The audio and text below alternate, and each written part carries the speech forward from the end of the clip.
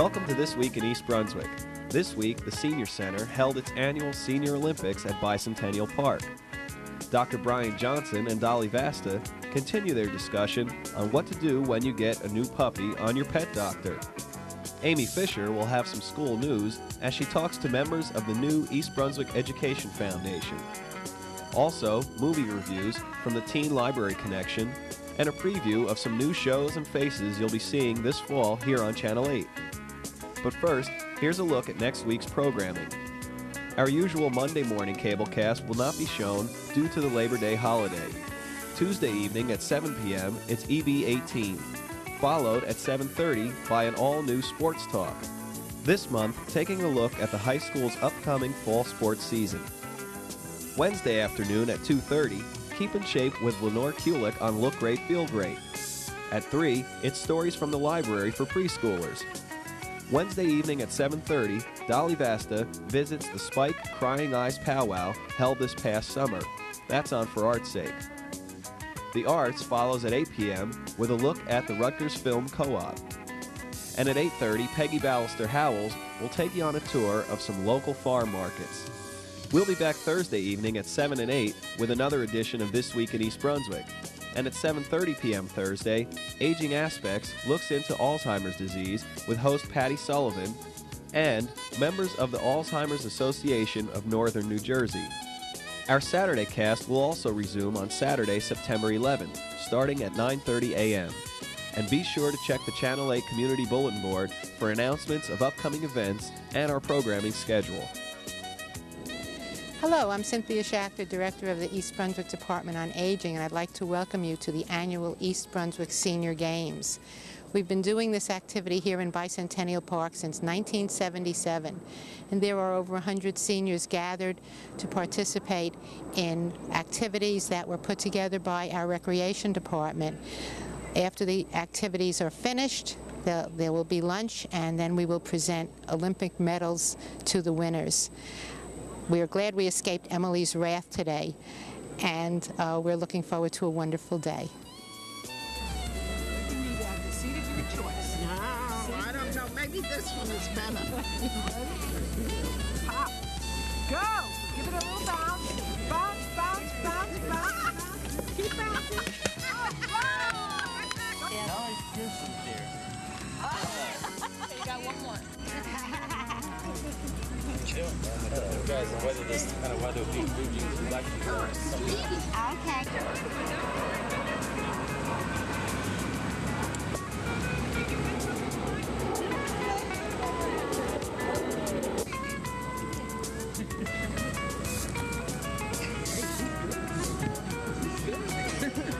Hey, she's great. Look at this. Not over it. Whoa!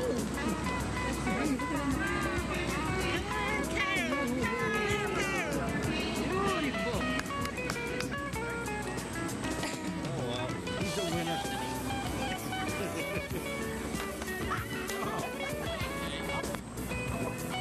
Okay, good. Well, at least we know you can sure hit it, don't we? All right, that's 8 points.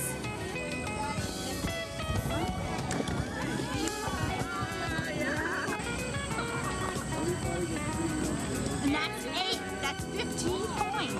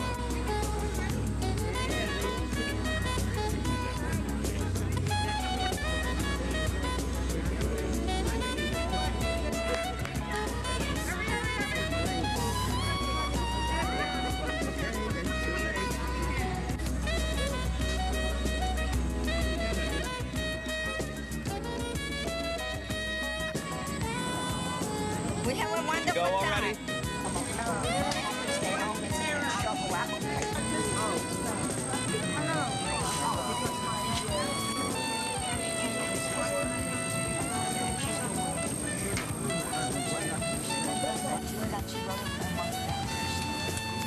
Natural ashtray. Get baby. Get it, that's it. Work it. Work it.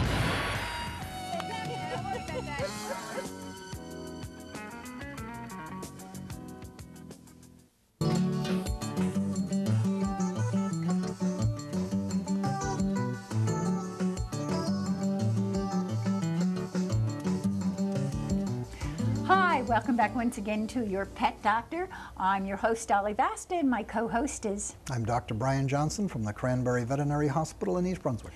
And we promised you last week that now you have your puppy. Okay, what do I do with it? What do I need first? I have to get to my vet, right? Yes. All right, take it from there. Okay. A wise one.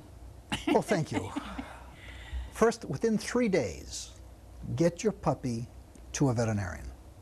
You may say, well, it looks perfectly healthy, it's fine, but it's not always the case. Most of them are pretty good shape, but they could have a heavy infestation of worms, ear mites, fungus on the skin. There's a whole host of different things which are not only dangerous to the dog, but in some cases transmissible to people. Not often, but it's possible. Ringworm is one of them.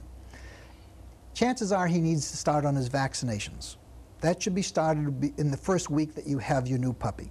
So once you have your new puppy in the house, you've got him going on the eating routine and the housebreaking, the first thing you want to do is call your veterinarian, make an appointment, and let's start. Things we should look for. Number one, he has to get some vaccinations. He was getting protection from outside diseases as long as he was on the mother's milk. Right. You get protection. Once it's in your house, you no longer have a puppy getting protection. So within 3 to 7 days, he's wide open. So you have to start on the temporary inoculations or the adult vaccines. He should be checked for worms. Many of these worms, some of them are only an inch long, but they burrow into the intestines and suck out the blood. Some of them are 8 inches long, the roundworms, tapeworms are 22. They will do damage to the dog. Get rid of them as soon as possible. We estimate that 80 to 90% of dogs and cats have worms. Does that make any difference whether they've come from a high-rated kennel or, say, from a humane service as to worms? To some degree, but not absolute. Because sometimes it's a whole different story, but you can have a mother that will test negative for worms but can actually transmit them to the babies. Mm-hmm. So it's a good rule. That's one of the most important things. Get it checked out. And then we like, as veterinarians, to go over the correct nutrition for the dog, how to start it on housebreaking, what to expect. We'll go over the diseases. There's the big five, I guess they call them the DPTs in kids: yes. Distemper, hepatitis, leptospirosis, parainfluenza, and parvovirus. Those are very, very important. Then he's going to have to get a rabies vaccine. Which is very important. In this day and age, with rabies being what it is, this is imperative. Your veterinarian will go over when all these things have to be done, and then also make a recommendation for neutering, whether it's male or female. Usually the best time for the female is between 6 and 7 months of age, and the male between 7 and 9 months of age. The lifespan of the neutered dog is always longer than your non-neutered dog. And of course it helps with the population of the unwanted animals. Which is so important right now with so many unwanted animals that are floating around you. Yeah, and the other thing, people think it's an interesting experience. It is interesting, but I know I bred my Doberman once, and I have never experienced so much work in my life. 6 weeks of unbelievable work. So before you get into something like that, know what you're doing. That's it. Really investigate. But your dog really should be examined quickly, checked out by your veterinarian, started on injections, checked for any internal parasites, nutrition gone over, and then set up the appointment for his neutering. That's your first few months. Okay, so now that you out there are all sitting there scratching and staring at your new puppy, wondering what he's got, get him to your nearest veterinarian, and we'll see you all next weekend. Take care. And have a good day, folks.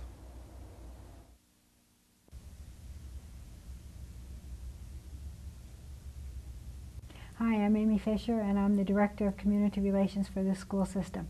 Last month we were here talking about the new East Brunswick Education Foundation, and Here we are again, this time with Michael Simon, who is the Vice President and Publicity Chair of the Foundation, and Elaine Stagg, who is the Chair of the Fundraising Committee. Michael, would you give us a little bit of background about the Foundation? What is it and how did it get started? Certainly. The East Brunswick Education Foundation is a nonprofit corporation which was started by area parents and business people who were concerned about the ever-reliance on a local ever-shrinking property tax base to support the school system. 2 years ago, under the leadership of Dr. Kako, the superintendent, a partnership steering committee was formed. And the steering committee investigated foundations in other school districts and sought to establish relationships and partnerships between the school district and various businesses.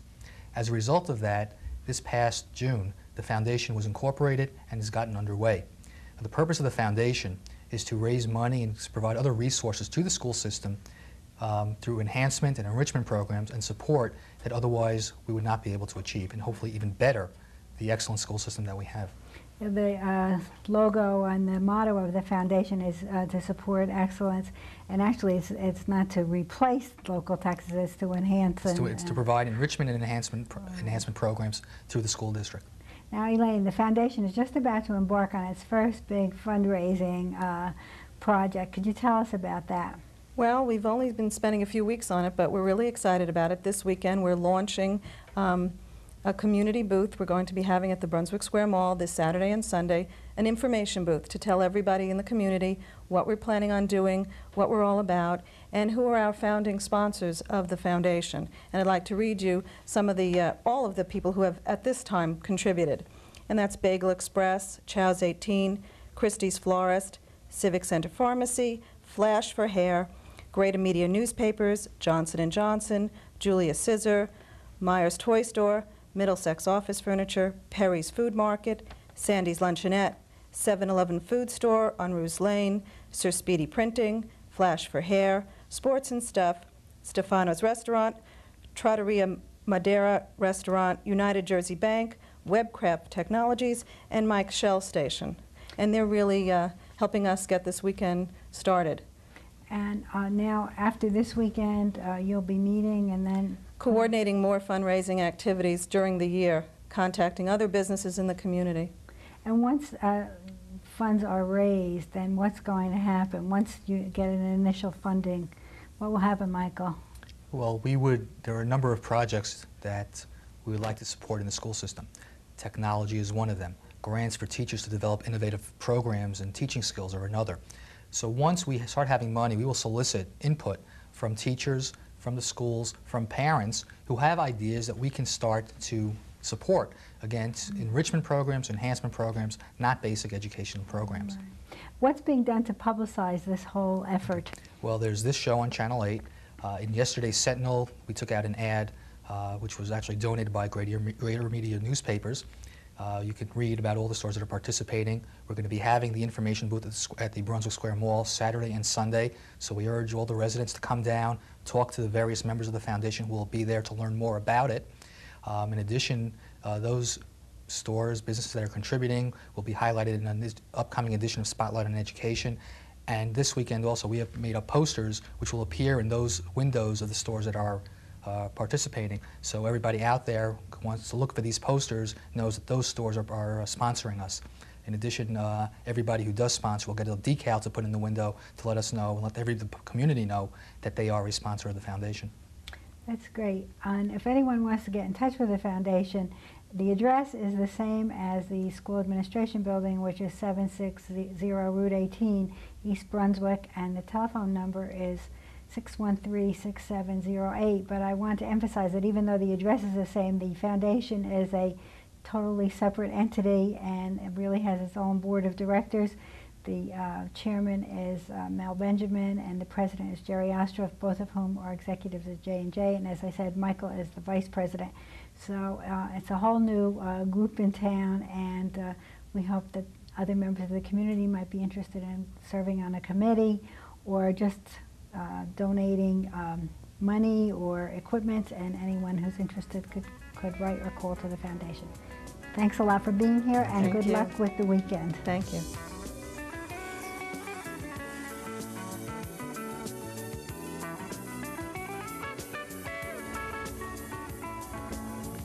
Hi, I'm Nicole, and this is my friend Katie, and we're here to tell you about the true story of the Three Little Pigs. Hi. The story of the Three Little Pigs was told many times by many different people, but never once were the facts told by Alexander T. Wolf, or otherwise known as the Big Bad Wolf. The poor wolf got stuck with the blame of purposely scaring and killing the first two little pigs. Now everyone seems to think the so-called Big Bad Wolf was a terrible character, but no one ever took the time to really find out all the facts. We think this is a spectacular book for young children because it sees the Big Bad Wolf as the good guy and the Three Little Pigs as the bad guys. We enjoyed this book and we hope you will enjoy it too. You can pick up this book at your local East Brunswick library. If you like comedy, and if you like hockey,